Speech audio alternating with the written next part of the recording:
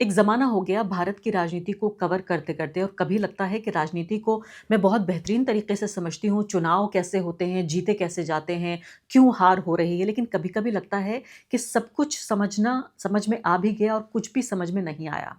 आपको याद होगा सुप्रीम कोर्ट ने किस तरह से गैर कानूनी करार दे दिया था इलेक्टोरल बॉन्ड्स को। उसके बाद क्या खबर आई है, पॉलिटिकल पार्टियों ने और जिसमें भाजपा ज़ाहिर है वो तो अग्रणी होनी ही थी।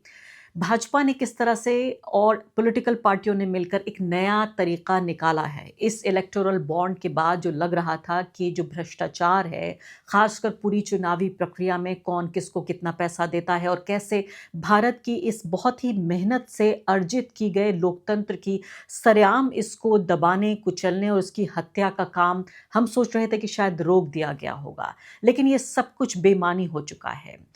अक्सर ये सवाल पूछा जाता है कि भाजपा ये तमाम चुनाव कैसे जीत जाती है? क्यों लगातार भाजपा के पास ऐसी कौन-सी मशीनरी है जो लगातार चुनाव जीत रही है?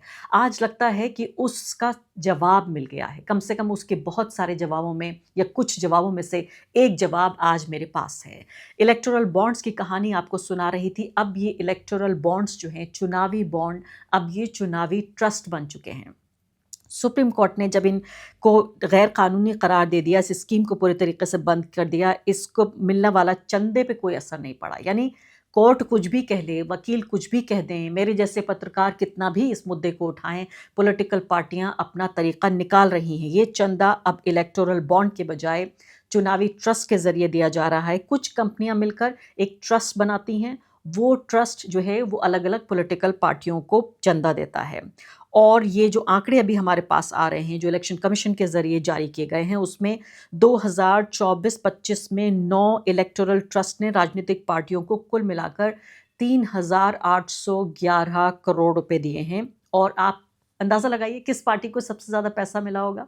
सोचिए ज़रा एक बार।